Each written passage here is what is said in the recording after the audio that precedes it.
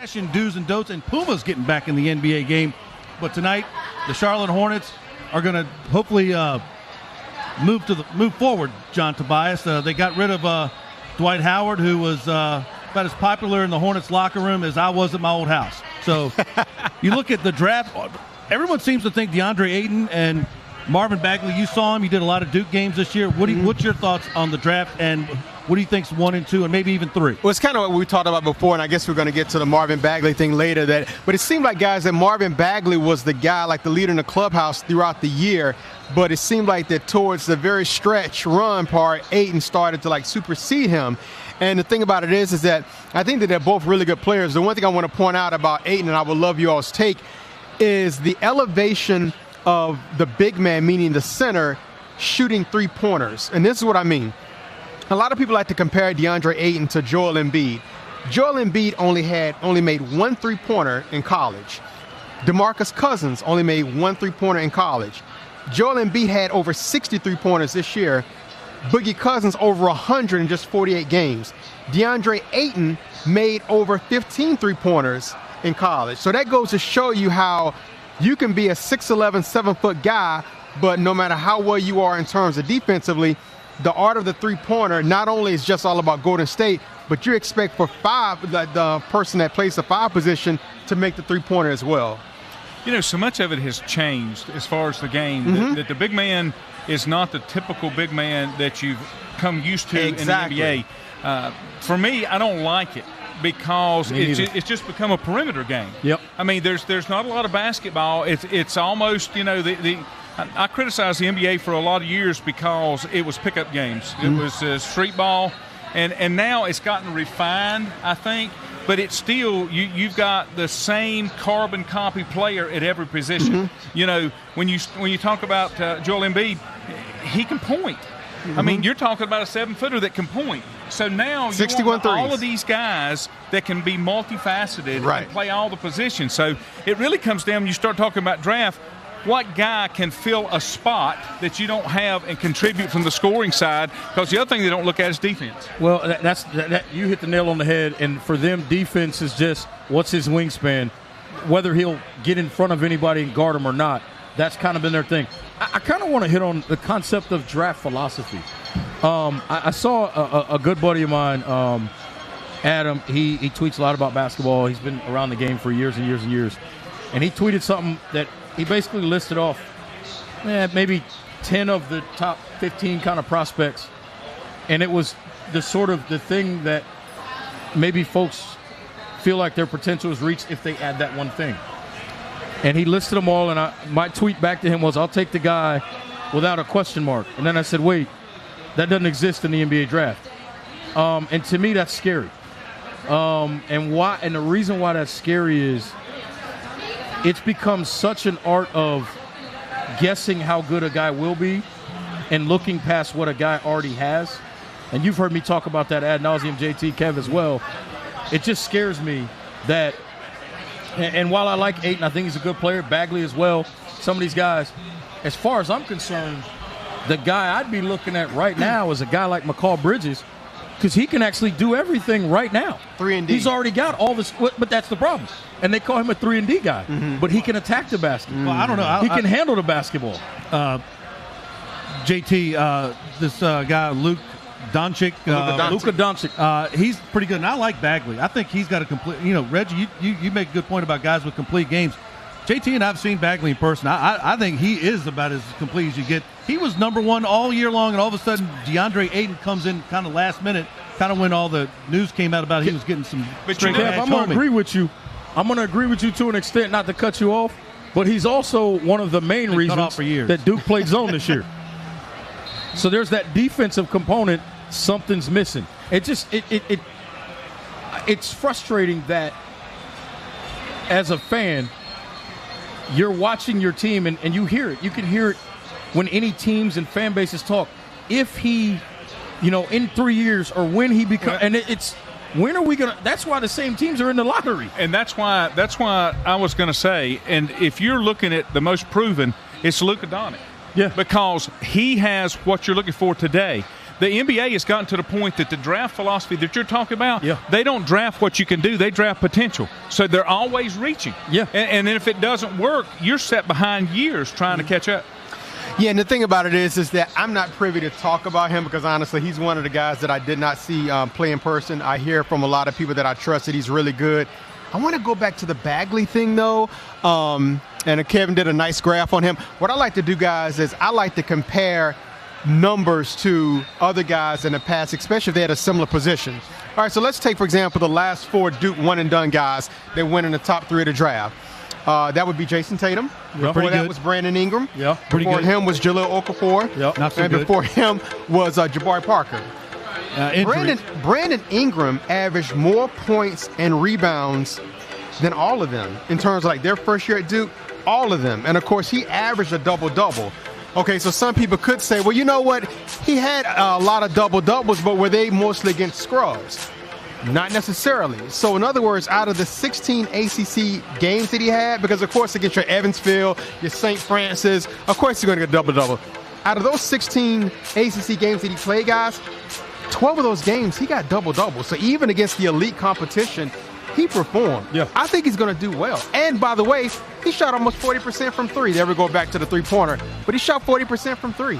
Really good player. All right, now be sure to tag your NBA Draft social media post with hashtag WeTalkinSports1, and your post could be featured on next week's show. And Lanny, first of all, I watch your show in the mornings. Tell everybody how they can log on and watch your show before I ask you something real quick. No problem. We do everything through Facebook. You can go to my Facebook page, Lanny Ford, LANNYFORD, and just Google it. We broadcast live from there. It's an interactive program. Co-host David Keever, and you post comments. We'll take your comments, and we'll go back and forth with you.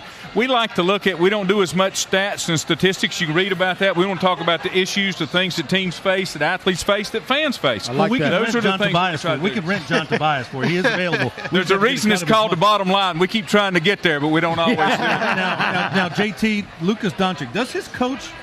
He's new coach of the Phoenix Suns. His coach in Europe Yes. is the coach of the Phoenix Suns. Yes. And they're drafting number 1. Now, if he's not drafting the guy, then, I mean, is Ayton, who played at University of Arizona, is he that much better than a guy that he's already coached? That's the thing. The thing about it is that I don't know. Unfortunately, I did not see him play. But I tell you what that I heard that I found interesting. The Sacramento Kings, and of course, you guys know that they have not been doing well for a long time. Since Kansas City, Omaha. I know. Well, no. The Weber days, Peja, Stojakovic. But the thing about it is that, is it true that I heard that Luka refused to show them like his medical reports because he did not want to play? Like, shed some light on that. That's another one of those things to where topics in my wheelhouse. There are players out there. Mo Bamba says that he won't go to Memphis. Yes, I heard Here's that. the deal. If it's the draft, then he should be banned from the league because everybody else has to play by those rules. That's what's happening in sports now. Nobody wants to play by the rules. I want to tell you how I want to do it. Everybody wants control. He needs to talk to our man Brevin Knight about Memphis. When they're There's good writing the barbecue check, out there. they got to do that. Yes, you dry know, ribs. and that's a lot of it. And the other side, when you talk about Aiden going to Phoenix, I hate to say it, but it's the Hornets' philosophy, Bobcats' philosophy. You pull that local talent. If nothing else, I can sell tickets. Arizona product. Yeah, Okay. of course. And my whole thing with Phoenix is this. Correct me if I'm wrong. At one point, they had traded for Chandler and brought him back. Then they drafted Alex Lynn. Tyson Chandler? Yeah, they had Tyson Chandler. Then they drafted Alex Lynn. They've been drafting big guys forever. They've had a So good big again, guy since, this whole Adam, potential what's his thing name? Alvin Adams. rears its head. Tom Chambers? What has Alex Lynn done, period? Not even there, just period. He's tall. Well, when you go back, when you talk about Luka Doncic, the thing about him is everybody that I've read and heard about, he has the least amount of risk of anybody in here when you start talking about somebody that can fit and play at this level. The thing I like about Luka Doncic is this. If you go back and look at some of the numbers he had in his most recent championship, it's the ACB championship, I think is the one he just won. If you go look back and look at his numbers and then you talk to people that saw those games, he dominates basketball games without putting up big numbers. And to me, that's important because that's creating a winning culture. That's called making the right basketball play and simplifying the game. To me, you can't always teach that. You can't, and so while some people have had an issue with, I'll use the example, with Lonzo Ball's game in terms of his numbers as a rookie, go back and actually watch the games he played in. A lot of guys played much better because of the way, and it's little things. I've always said this, you have to have people on the floor that get people organized. One of the things Lonzo Ball does really well, as he's coming up the floor, he's pointing and moving guys around. Draymond Green is a master of that with his voice. Kevin Garnett when the Celtics were great in the Garnett days, it was because of what Garnett was saying behind everybody to make sure everyone was on the same page. That's how you win championships. So while we're looking at guys like Ayton and Bagley and some of the numbers that we think they may put up, sometimes, to your point, we've talked, and it's what you talk about obviously on your show as well, you got to look past just the numbers because there's a lot more things going on intangibly that mean a lot more to wins and losses than just how many points did you score. And especially in basketball. Yeah. JT, who is Shai Gilgeous-Alexander? Who's this guy? He is a point guard from Kentucky. Kentucky, okay. And the thing we about should know him. He's not. He sounds like he's from like somewhere overseas. Right, and the thing about it is that he's not the quintessential prototype point guard. And I guess what I mean by that is he's tall. Like he has length. By the way, Lanny made a good point. 6'7". All these guys that maybe European influenced. How about the Greek freak, Giannis? He's 6'11" and can dribble about as good as anybody in the league, and he's a dominant guy. He can change the game. He can bring it up, and if you don't stop him at half court, he can go in and dunk from the free throw line. Well, he's an anomaly. Like, he's one of those guys who I've never seen anyone like him. Yeah, but the other thing that you got to remember, go to who the dominant player is today, and LeBron James. As dominant as he is, he can't manufacture championships if he doesn't have enough pieces around him. Exactly right. But isn't that everyone, though? Right. I mean, that's what I'm it's saying. A team game. You know, even the Greek freak's going to be the same way. Right. You know, if you switch over to baseball, just an analogy, Trout. He's not going to win any championships. He's going to put up monster numbers. That's why he hasn't won any. You've got to have all the combination pieces, and that has to be in the philosophy. You can't just reach for this player and think that it's going to be completely changed. Well, speaking of that, and I to that point, I go back to Minnesota a few years ago. You're trying to build a team to get yourself out of the lottery. They take Ricky Rubio that year at number 5. Then they turned around and took Johnny Flynn at number 6. And I'm going, why would you draft the same position? And who came right after that? Where's Johnny Quinn these And then days? Steph Curry shows up. So it's like, and people, listen, that whole philosophy of picking the wrong guy, you fall in love with different players for different reasons. My point in saying that, though, is don't keep saying, well, I'm just going to take best available, and then you're like, if you look at the Hornets, what they actually need, to me, they've had issues at the power forward position for a while. Blow it up and start over. But that's right. But, you know, right now, one of the discussions is a guy like, if he falls there, a Bridges could be a guy, or the other guy that a lot of people are talking about is more of a small forward type. But again, Miles Bridges? Yeah, right. Miles Bridges. But they already have MKG and Batum, and they already have those guys that play that position. And they're not any good. 4 through maybe 10. How about Wendell Carter from Duke? Jaren Jackson of Michigan State, Trae Young from Oklahoma, Colin Sexton, Alabama, Mohamed Bamba, we talked about him, or Shai Gilgeous-Alexander, is that how you say his name, JT? Yes. All right. Michael Porter, Mikal Bridges. Talk about that. All right, so the Charlotte Hornets, they have to draft somebody, and we just hope it's not Adam Morrison. All right, we're just getting started. We're here at the Dilworth Neighborhood Grill. This is Talking About Sports. Adam Morrison has 2 titles. All right, welcome back to Talking About Sports. We're here at the Dilworth Neighborhood Grill with John Tobias, Lanny Ford, and Reggie Walker. William Wilson standing by to talk NBA fashions and Puma's re-entry into the NBA. Now, picking 4, we talked about picks possible 1, 2, 3. How about Wendell Carter from Duke? We saw him, JT. Memphis, the Grizzlies, their coach is former Bobcats assistant J.B. Bickerstaff. And our good friend from the William Wilson Celebrity Golf Tournament, the Clother Classic, our friend Brevin Knight is the TV analyst. So I still think it's a good place to play basketball. They may not be that good, but you got good food. Memphis, yeah, man. I like Memphis. What do you think about we have our top 4. What do you think? Who's the next 4 through 10? Who do you think, JT? Well, and I would love to get you all's take as well. Well, Memphis, of course, you guys know that I'm a numbers guy. So Memphis, we are renting you out, apparently. So Memphis finished next to last in rebounding, and they were 25th in rebounding and next to last in scoring points in the paint. So they need a big guy. So if you apply logic, I would think that you would need a big guy that can score in the paint and can rebound. So if that's the case, then there's your DeAndre Ayton, but he'll probably be gone at 1. There's Marvin Bagley again. There's Jaren Jackson from Michigan State.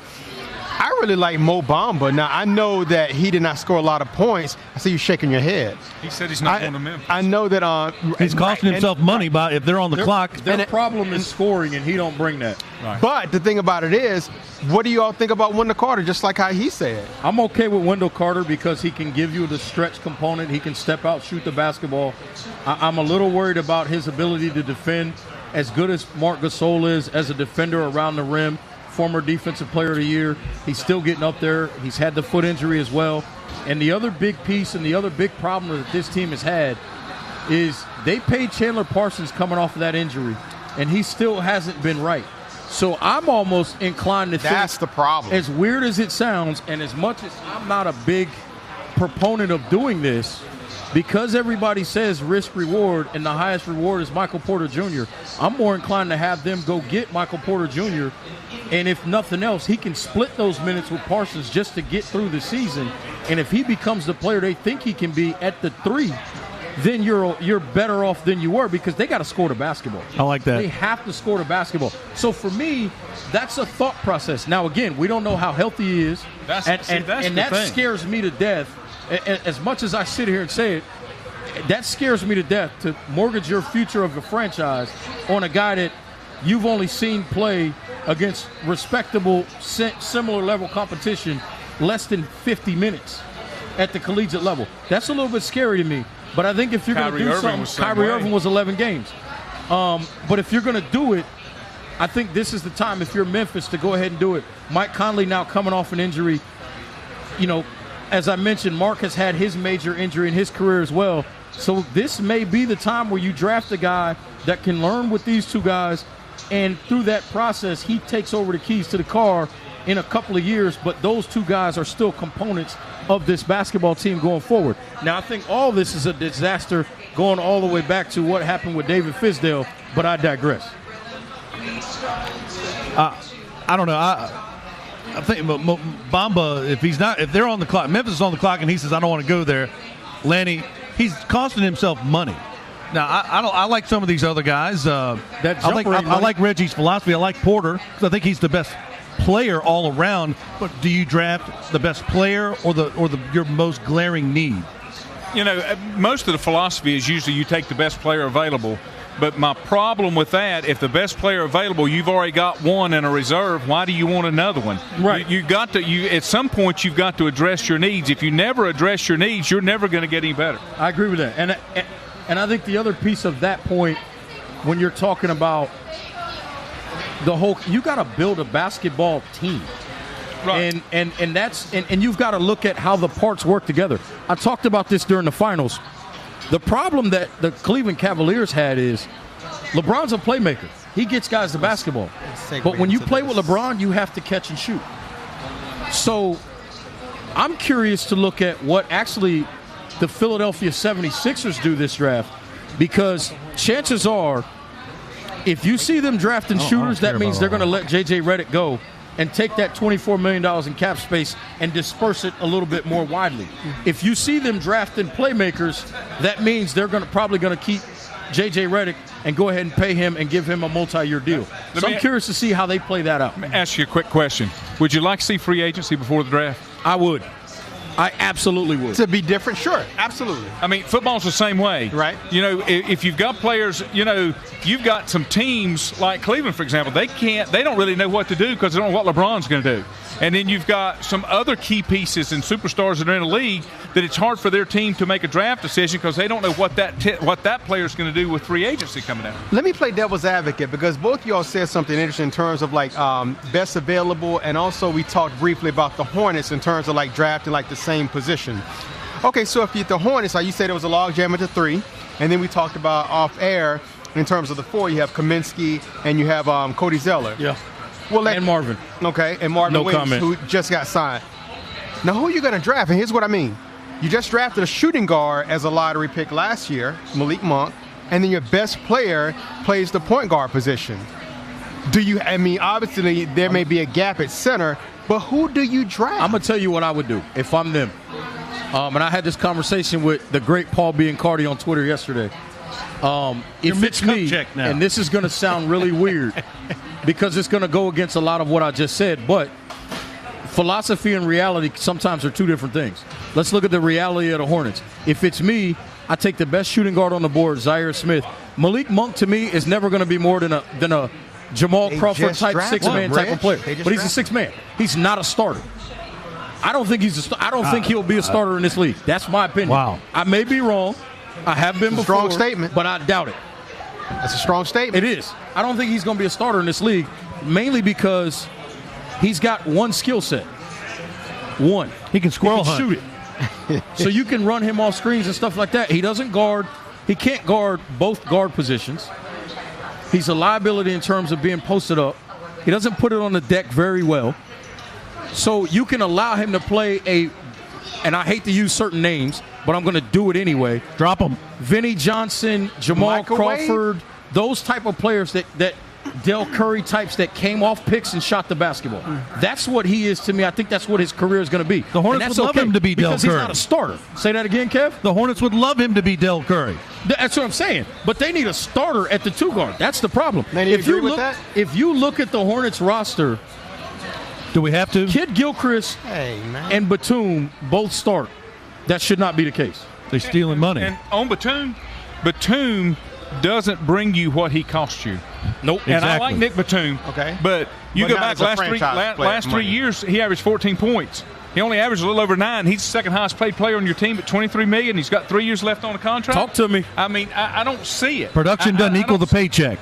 I would rather see if I couldn't move him, because there's been talk of that as well. Good luck with that. I would move him and try to pick up that another shooter for offense. You would move who? Well, see, Batum. And see, the thing I like about Zaire Smith, right? I think you can have Chandler Parsons for him. The thing I like about Zaire Smith is he has an ability to attack the basket as well. So now you've got that dynamic from both sides, whether it's him or Kemba, that can both get to the front of the rim and also create plays for other guys. That's why I say you take that shooter, and that way you're going to have to live with Batum, but eventually you can get rid of it. But you've got somebody already that can knock out shots. You can slide into that spot. That's if you keep Kemba. That's if you keep Kemba. Right. Not keeping Kemba either.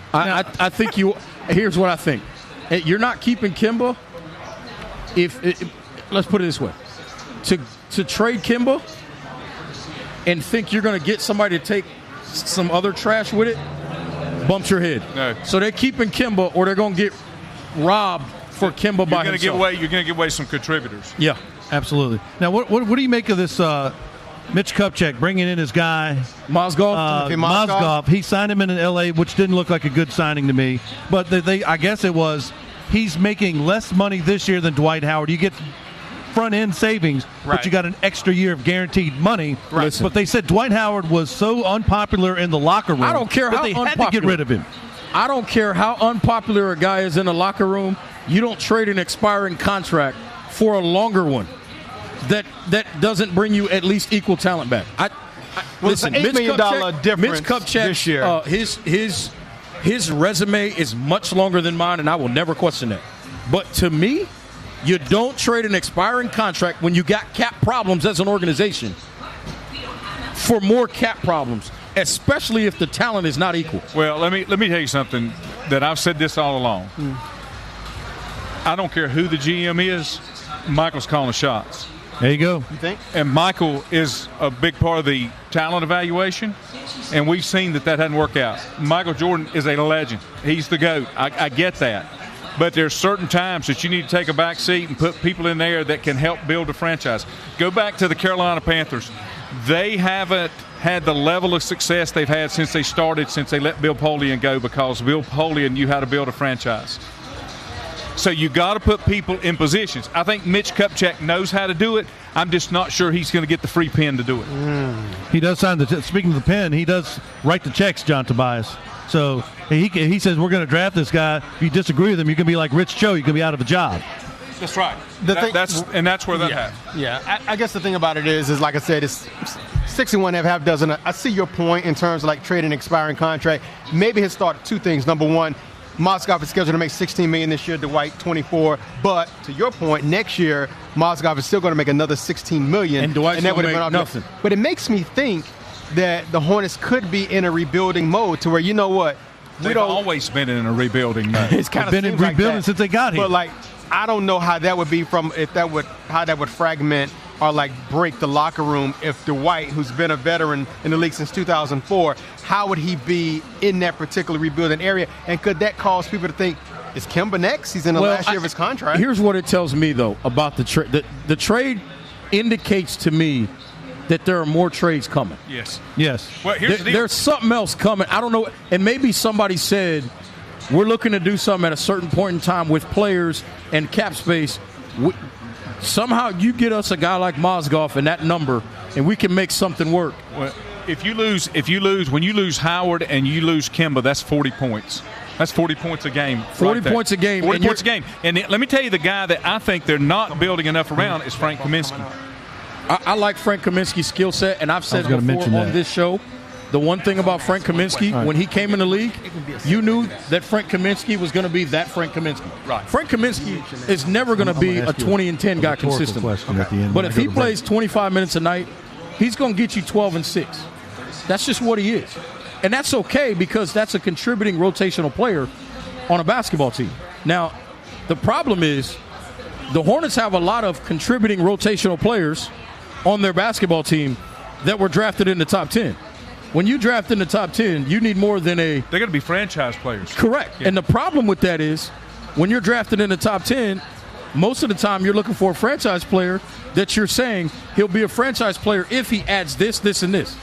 That's the problem. You look at a guy like McCall Bridges, you don't have to say if he adds anything. He's already got it. All right, JT, what, before we go to break, JT, you wanted to – I always think there's always going to be somebody's going to make a ridiculous draft pick, surprise people. There's always going to be some kind of big trade going on. And by the way, there's Dwight Howard. There's some stat that he's compared to Wilt Chamberlain. On the court, that is. Now, before we go to break, what do you got? Did you want to mention something about you're thinking about a big trade or something? Well, it all kind of circles together in terms of blockbuster trade. And I want to ask you guys Let's do this after the break, JT. This after the break? Okay. All right, let's do it. All right, we got Reggie Walker, Lanny Ford, John Tobias. We're here at the Dilworth Neighborhood Grill. This is Talking About Sports. All right, welcome back to Talking About Sports with Reggie Walker, Lanny Ford, and John Tobias. I'm Kevin Casey. Now, Reggie Walker, you know I'm a big San Antonio Spurs fan. Yep. Kawhi Leonard reportedly disgruntled and wants out. Says he wants to go to the Lakers, but it's not up to him right now, at least not this year. LeBron James owns 2 houses in Los Angeles. Now, what does LeBron do? What does Kawhi do? Are there any more super teams on the horizon? What's the first domino to fall? I think the first domino to fall is LeBron James because he's the biggest domino. And that's why he's the first one to fall. The other reason why I say that is because he's the one that's got the control. I think LeBron, no one's foolish enough to think he's not going to at least opt out, even if he intends to stay in Cleveland.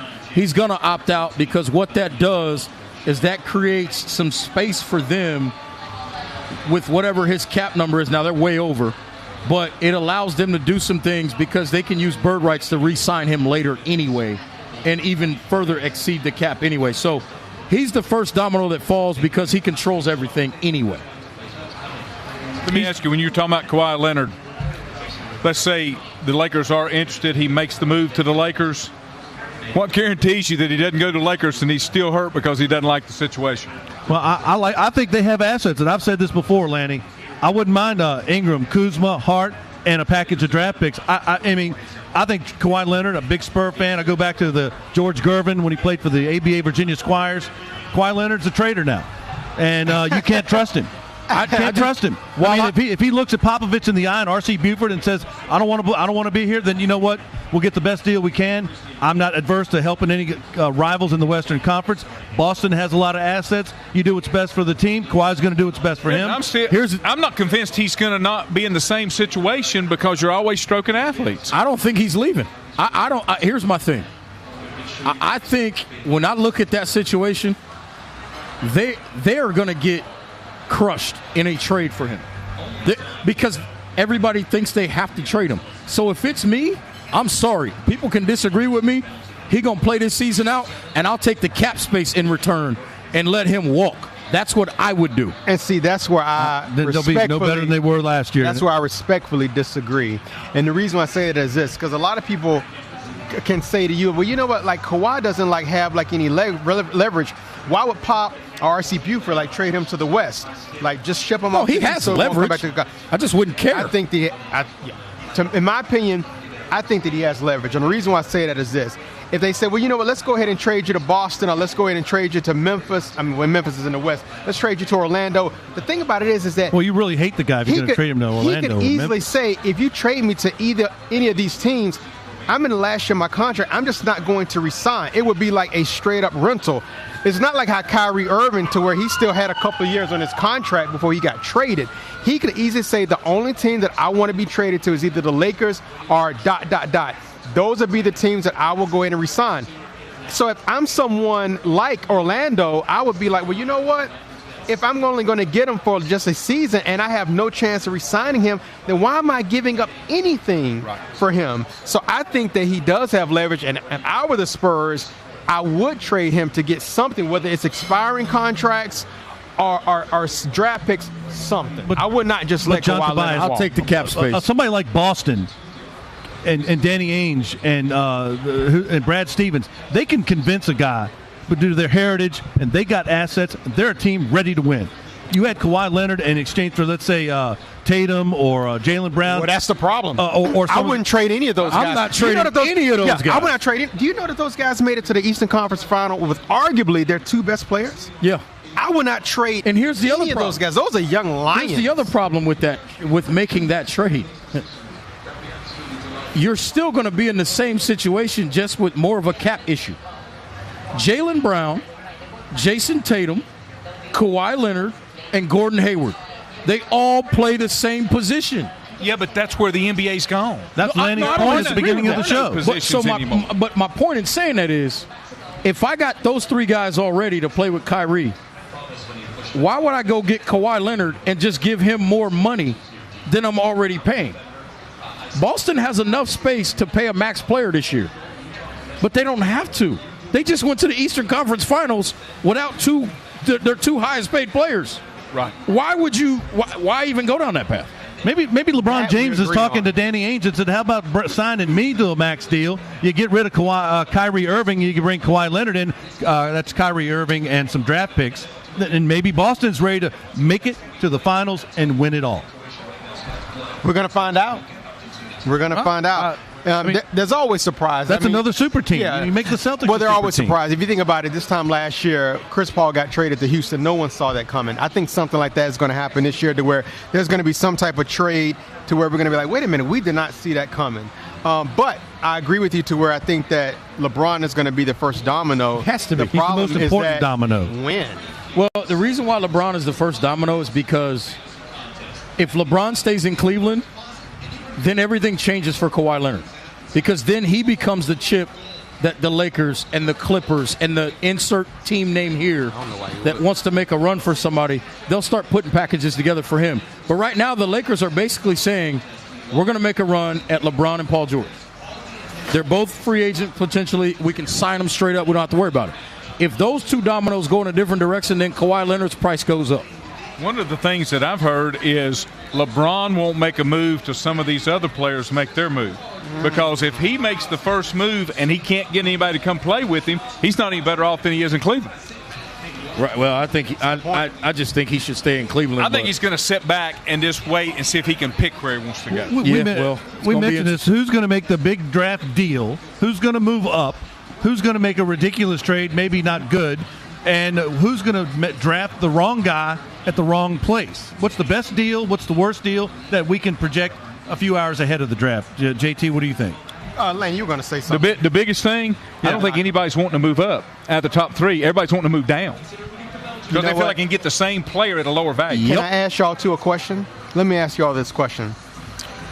Orlando has a 6th pick in the draft. Let's say if the top 5 players are gone, your Mo Bamba, your Jaren Jackson, Doncic, Ayton, and Bagley.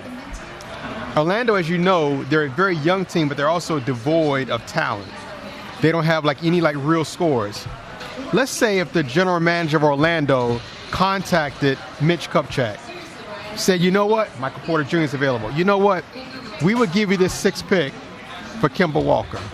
Straight up. That's nothing. Straight up. Nothing more, nothing less. Would y'all do it? But who you going to take? What's There's no way I would do that it. would contribute that could help the Charlotte Hornets? Michael Porter Jr. At 6. Too much risk from an injury standpoint. Yeah, I'm not trading my best player When you got a big that. man with back issues before he ever gets to the pros. Yeah.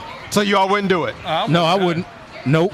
Because more so of Michael Porter Jr. and the scare, the unknown, or No, I they wouldn't need do to it give for the up 6th more. pick. No. I wouldn't do it for the 6th pick at all. No, I mean for it's more about the player than anything else. I don't see that there's that kind of need to give up that, because can he come in and what's I want to say Kimball's 26 points in the mid-20s and scoring. Yeah, you got to have 20. somebody to take care of that. Two-time All-Star. And you've already lost Dwight Howard. So like I said, you've lost 40 points.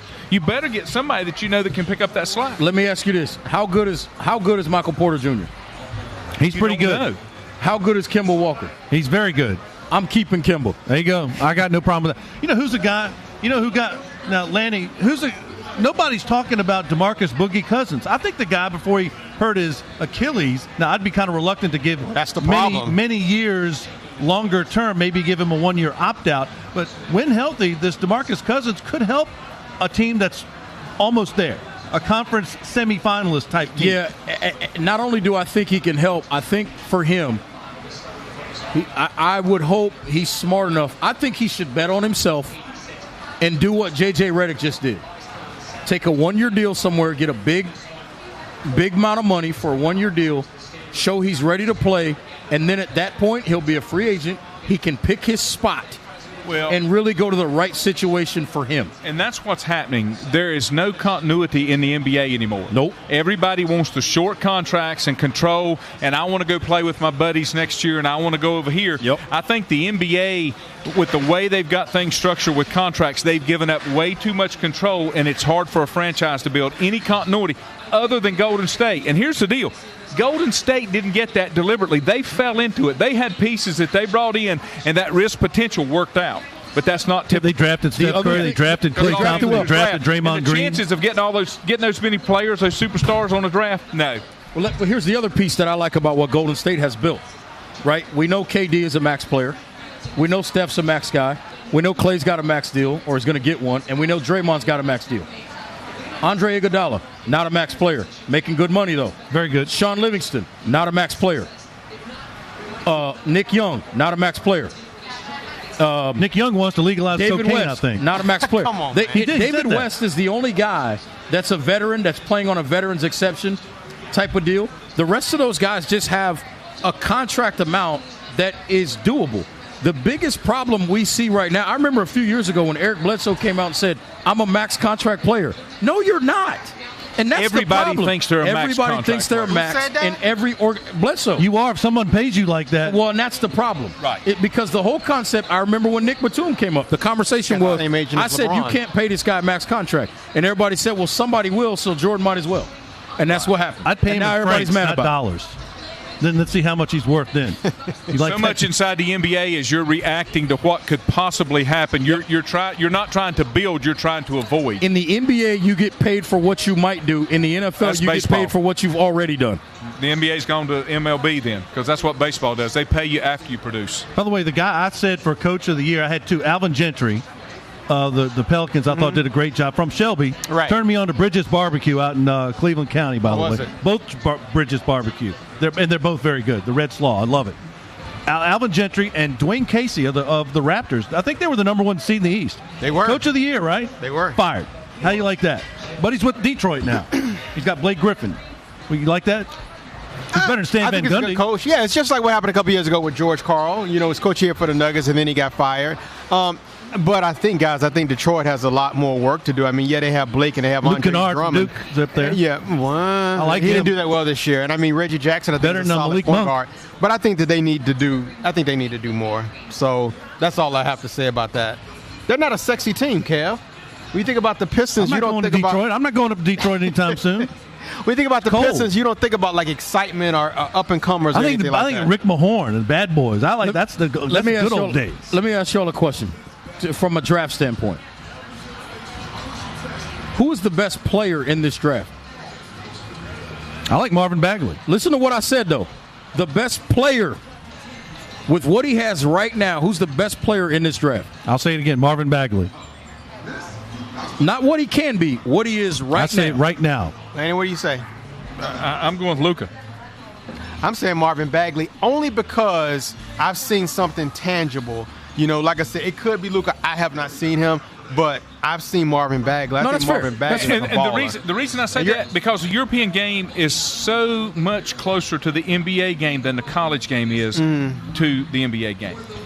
The GM, you're asking that question for a reason. So is this a rhetorical question? No, because this is my point, right? We just named, as we sat here, we just named 3 guys, none of which does anybody have as the number 1 guy on the draft board. That's right. Right. I don't like the guy. That's the problem. It's about what they think a guy is or may become versus what I need to listen. When you're in the lottery, you're in there for a reason. It's because you stink. Right. Which means you need a guy that can come in right now and give you what you need, not a guy to wait on again. And that's why how many teams have we seen in the lottery the last 10 years? At least 4 times.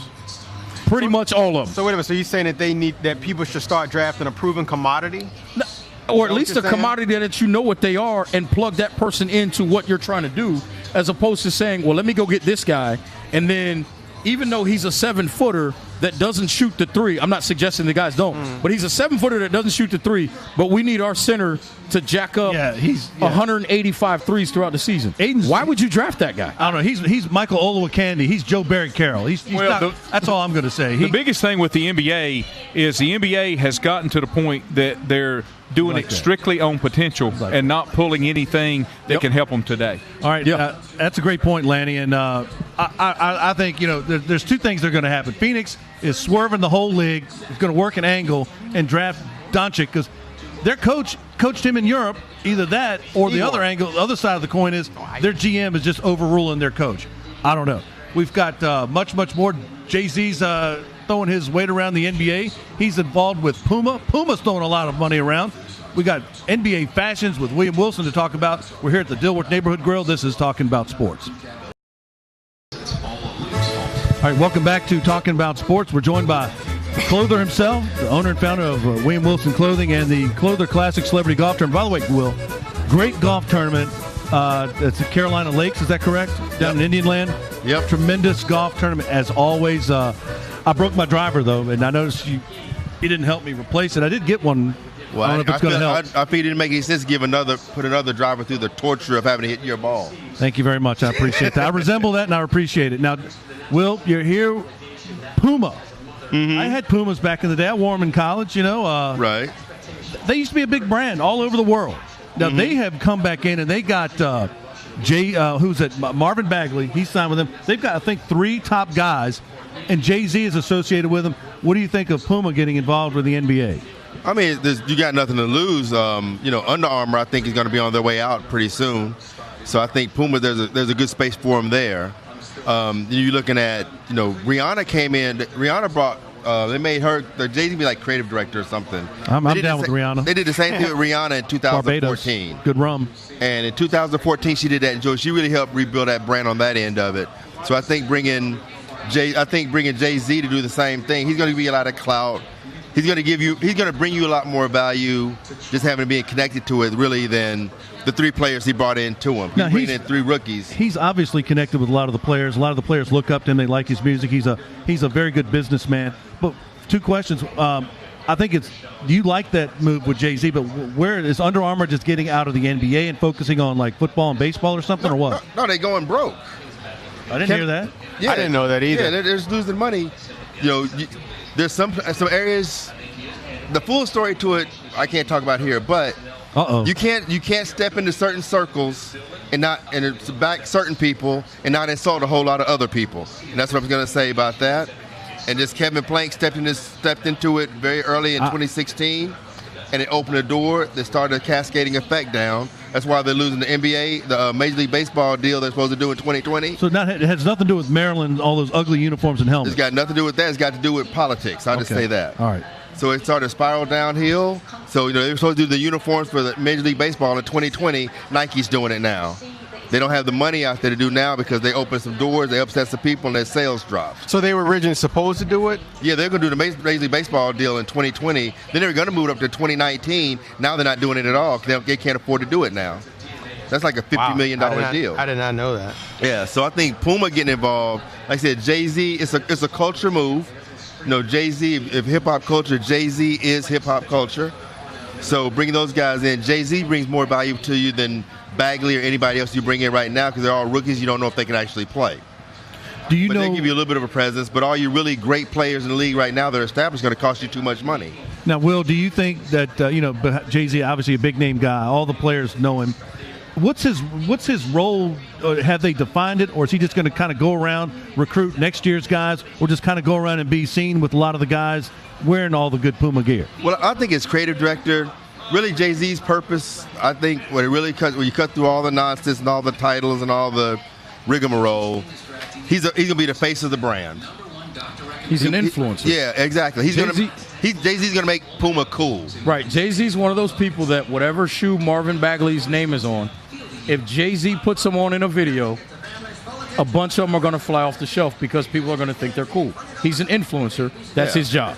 Yeah, I don't think Marvin Bagley. I think Jay-Z will sell more shoes himself than Marvin Bagley and the other two guys combined. That's why he's just going to wear the stuff that their name is on. Exactly. I think they can get Joel Embiid if he can hook if he can get Rihanna hooked up with Joel Embiid with Jay-Z. Or is that kind of cutting into his turf?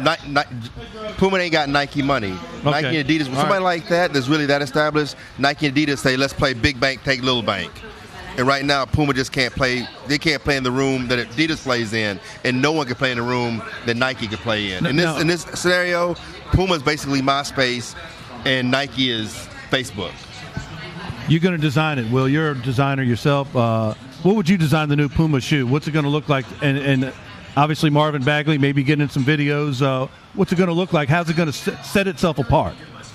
I don't know if you necessarily – sneakers I don't know really set themselves apart so much by looks as much as they do who's wearing them and like the different color palettes.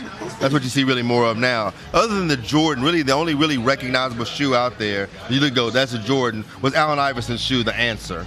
Most of these other shoes, they could be Dwight Howard's shoe, it could have been Shaq's shoe, it could be whoever's shoe. They really don't look that much different. Get them orthopedic shoes that Under Armour makes. To that point, let's look at shoes in particular, and who sells shoes. Big men, and what I mean by big men is the traditional, more so back to the basket type player. They don't sell shoes. No, they don't. They don't sell shoes. What about those Ewings back in the day? Did you ever rock those? Man, ain't nobody. Listen, about them Ewing. Patrick Ewing wasn't moving that many Ewings. I got it, and I wrote it down. Shaq shoes. But Shaq didn't move as many units as you would have think either. Penny Hardaway moved a lot of shoes. Kobe moved shoes with both brands. Yep. Garnett didn't move a lot of shoes. Yep. AI moved shoes. Yeah. But Charles Barkley moved shoes. It was Air Jordans and the Mars Blackman ads. That's what it was. I even got me a pair one day. I think it's so. Can Jay-Z get like some kind of creative with some kind of ad that's equivalent in today's era, Will, to get a Mars Blackman, some kind of catchy ad that's really going to take off? It ain't the ad he needs; it's the type of player he needs. Yeah, with that player, you got to have a guy that's a high flyer type of, one of those guys that just does so many things with the basketball in his hand. Think about the guys that have really, really moved shoes. He used to have Vince Carter. Another one. Vince Carter was a flyer. Yeah. Iverson was the guy with the crazy crossover. Jordan was a flyer. When Barkley moved shoes, it was not when he was in Phoenix. It was when he was in Philly with the Air Max, when he was a guy that would take it off the glass and take it 94 feet and dunk on three people. Exactly. That's when Barkley was moving shoes. Yeah, you have to be a human highlight reel, basically.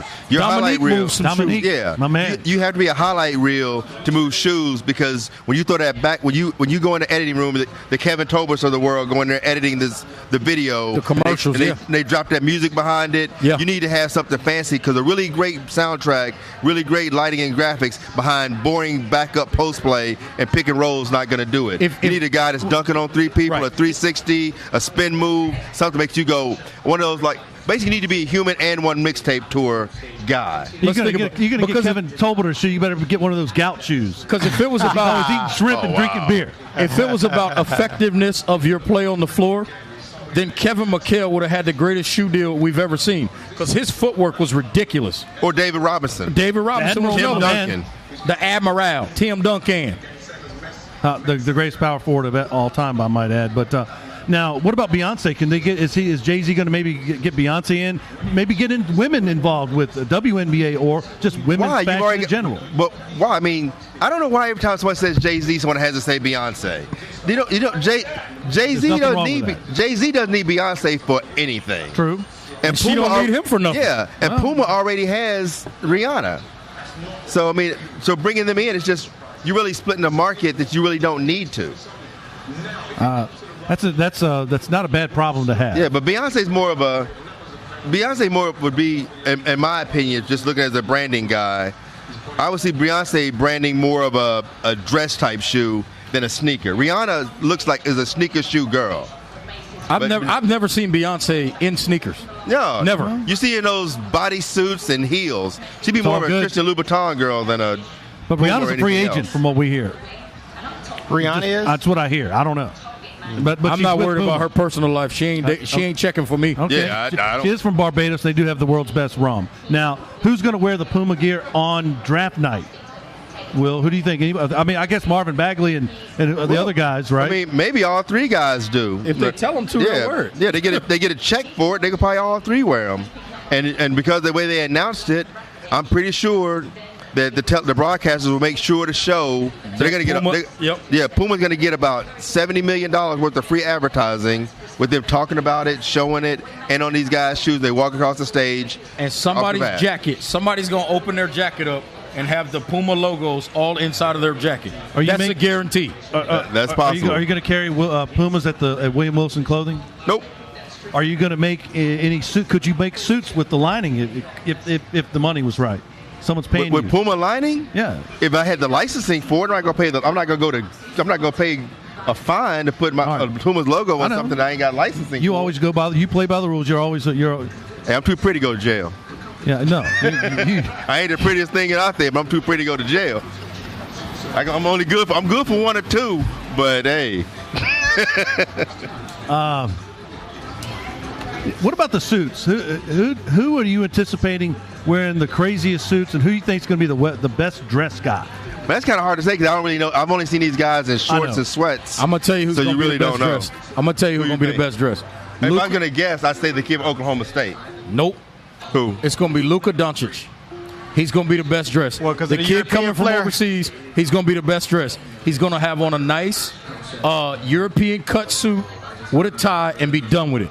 He's not going to wear anything crazy. It's going to be Luka Doncic. That's possible, but sometimes you get those guys that come overseas and they just want to be, they're so busy trying to be fashionable, they go from fashionable to foolish real quick. There's a thin line between fashion and fool. Say that one more time. There's a thin line between fashion and fool. Actually, quarterback of the Carolina Panthers.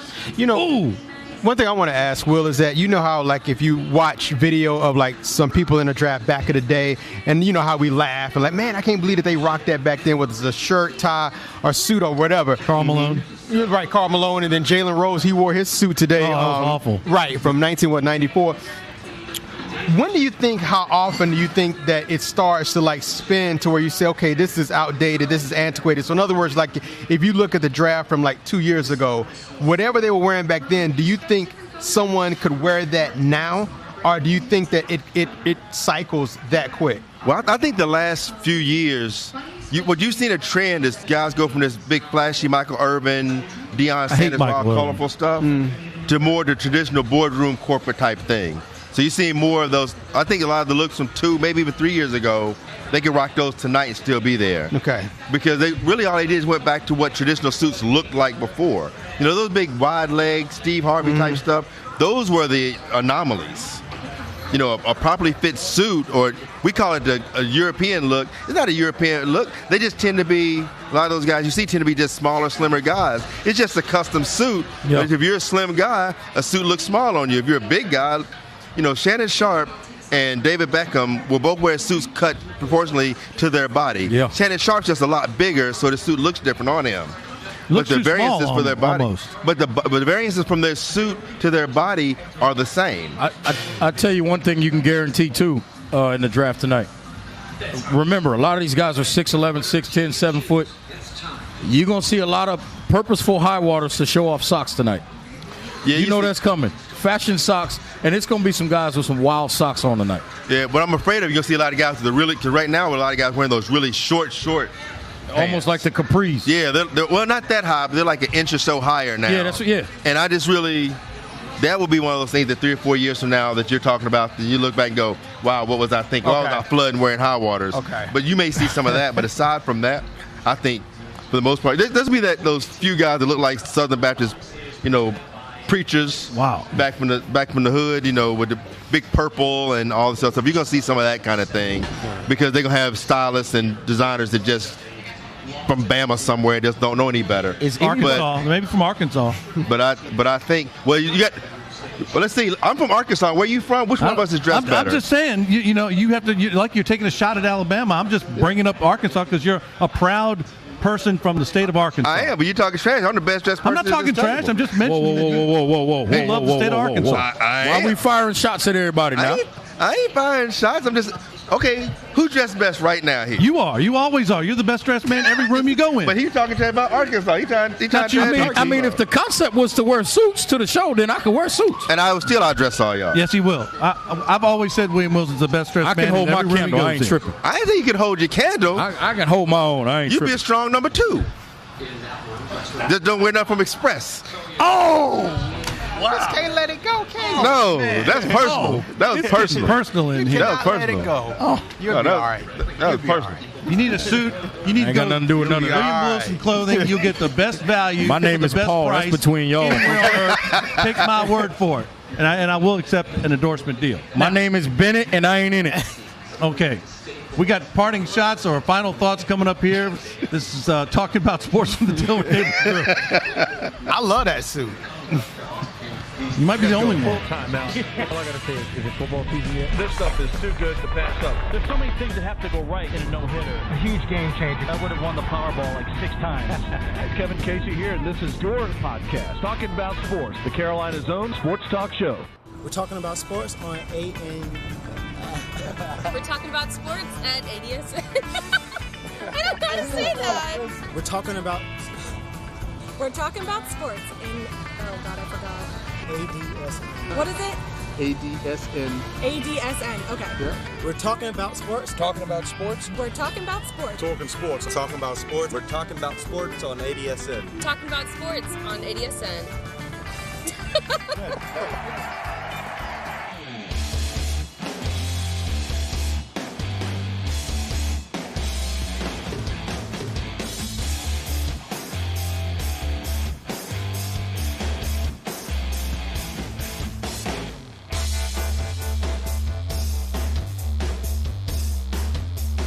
NASCAR this week.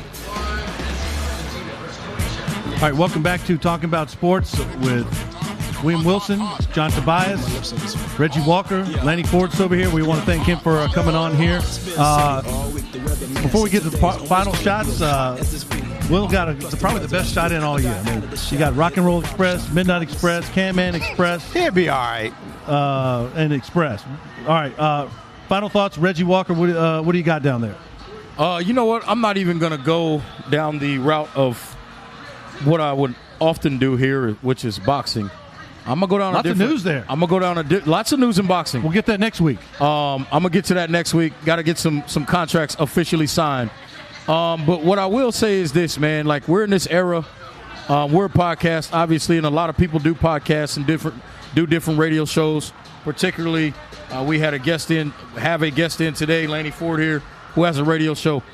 A good one. We got to be better about looking out for each other and helping each other get these types of things to continue to percolate. So shout out to anybody, man. Like, if you're running a podcast or doing some things, if you know somebody that has a podcast that has a particular niche that they talk about more than anything else, don't be afraid to bring that person on and cross-promote the brands. That's all I got.